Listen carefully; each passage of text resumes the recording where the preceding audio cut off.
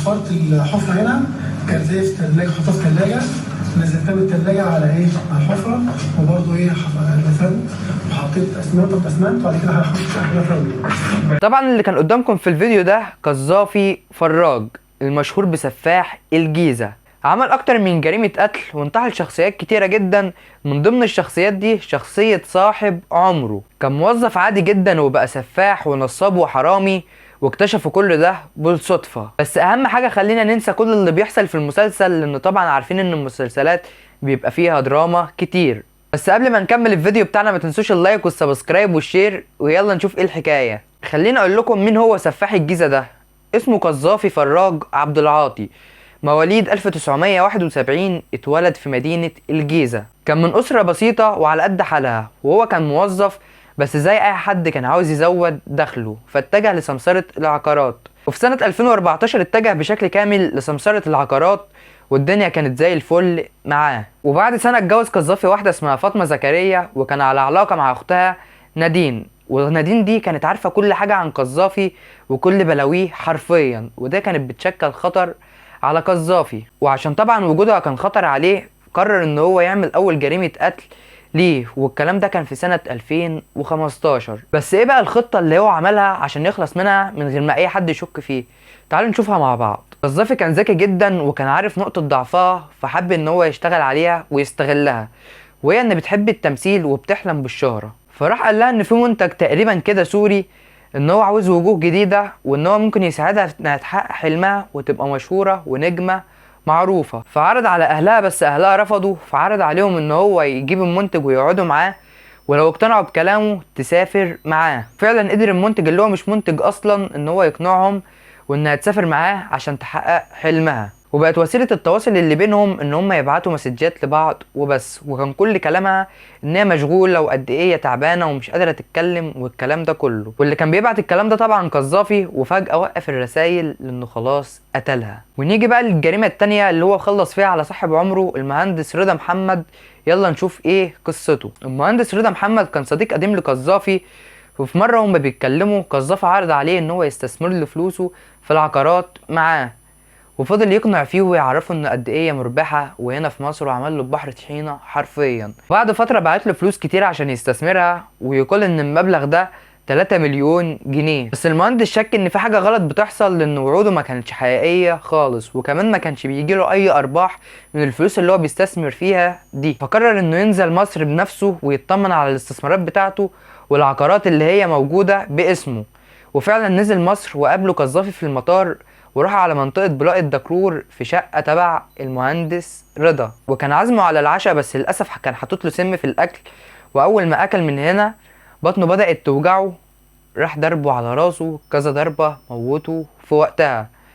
وطبعا راح دفنه في قلب الشقة وحط السيراميك عليه. وبعد كذا محاولة من ان اهله يوصلوا ليه، جالهم رسالة مكتوب فيها انه اتقبض عليه، واللي قبضوا عليه مش عارف هيودوه على فين. ولما يعرف يتواصل معاهم ويعرف حاجة هيطمنهم بنفسه عليه.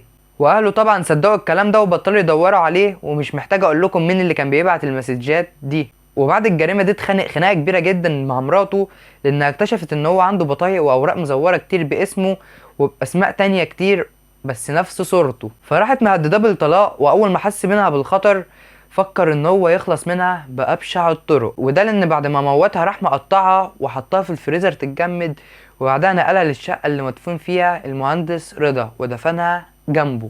واجر الشقه تقريبا 4 سنين، واللي كانوا قاعدين فيها ما يعرفوش ان فيها جثث. واهل مراته اتهموه ان هو سبب في اختفاء ولادهم هما الاتنين، بس طبعا ما كانش فيه اي دليل ضده ولا فيه اي اثبات واحد. وقذافي راح رفع قضيه على مراته اتهمها ان هي سرقته وهربت. مش عارف ده ذكاء ولا بجاحه ولا ايه ده بالظبط.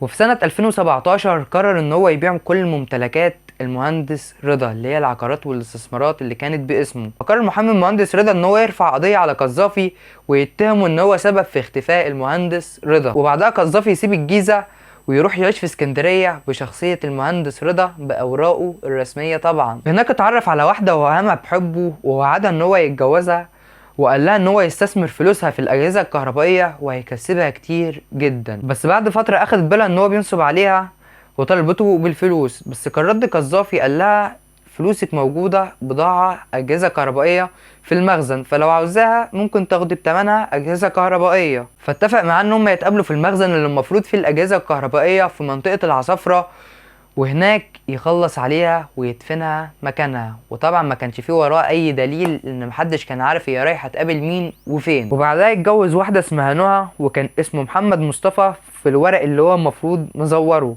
وكانت من عيله غنيه جدا، بس كام شهر كده وبسبب الخناقات اتطلقت منه ورجعت لاهلها. وبعد الطلاق فضل قذافي يراقبها لحد ما اخد باله انه مفيش حد في البيت، فراح لابس نقاب وطلع على بيت اهلها وسرق كل الذهب اللي موجود. بس اهلها قدموا بلاغ واتهموه ان هو سرقهم، بس طبعا البلاغ اتقدم باسم مين؟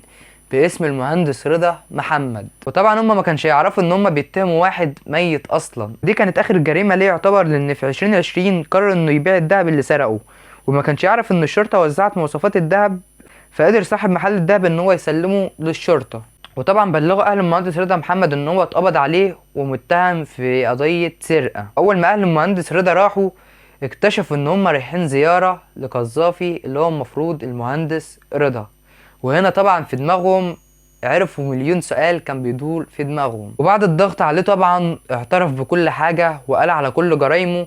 وبعدها طلعوا الجثث من الاماكن اللي كانت موجوده فيها.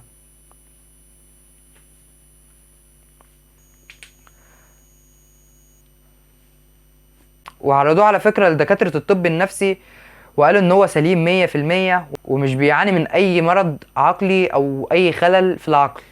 وفي سنة 2021 بالتحديد في شهر 3 اتحكم على قذافي بالاعدام. قذافي فراج عبد العاطي عبد الغني.